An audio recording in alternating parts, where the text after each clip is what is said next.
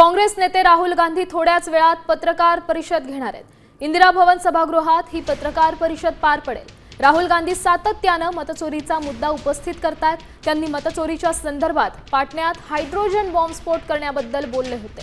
मतचोरीच्या संदर्भात या पत्रकार परिषदेत राहुल गांधी हायड्रोजन बॉम्बस्फोट करू शकतात अशी शक्यता आहे। मतचोरीच्या आरोपांवरून राहुल गांधी भाजप सरकार विरुद्ध नवीन दावे करू शकतात अशी शक्यता आहे। निवडणूक आयोगाच्या संगणमताने बिहार, हरियाणा, कर्नाटक आणि महाराष्ट्रात मतदार याद्यांमध्ये भाजपने हेराफेरी केल्याचा आरोप राहुल गांधींनी केला।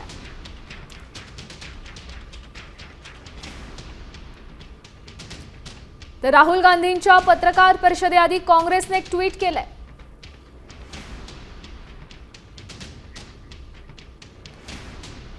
थोड्याच वेळात राहुल गांधींची पत्रकार परिषद पार पडेल आणि त्याआधीच काँग्रेसने ट्विट केलंय। राहुल गांधी काय बोलणार याकडेच सगळ्यांचं सध्या लक्ष लागलेलं आहे आणि मत हे ट्विट असं आहे की कुर्सी की पेटी बांध कर रखी असं ट्विट काँग्रेसकडून पत्रकार परिषद सुरू होण्याआधी करण्यात आलंय। त्यामुळे राहुल गांधी या पत्रकार परिषदेत काय बोलणार याकडेच आता सगळ्यांचं लक्ष लागलंय। कुर्सी की पेटी बांध लीजिए असं ट्विट काँग्रेसने या पत्रकार परिषदेआधी केलंय। त्यामुळे आता नवीन कोणते दावे करण्यात येतील, कोणता गौप्यस्फोट राहुल गांधी करणार आहे याकडे सगळ्या देशाचं लक्ष लागलंय।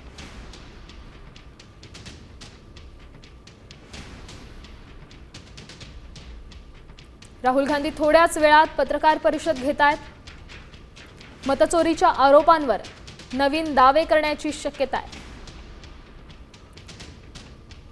इंदिरा भवन सभागृहात पत्रकार परिषद होतीये। ही पत्रकार परिषद थोड्याच वेळात सुरू होईल। यापूर्वी देखील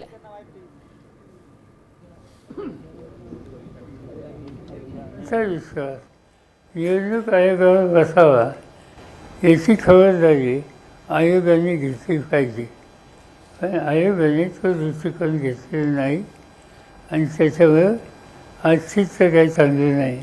या निवडणुकीच्या प्रक्रियेवर लोकांचा विश्वास होईल अशी भूमिका आयोगाने जर घेतली आहे तर मला माहिती नाही की देश किती वर्ष हे सहन करेल। आता ते काय हायड्रोजन बॉम्ब मला माहिती, मी वाट बघतोय। आता isakal.com आहे देशातील नंबर 1 ची मराठी न्यूज वेबसाईट। प्रत्येक अपडेटसाठी isakal.com ला नक्की भेट द्या।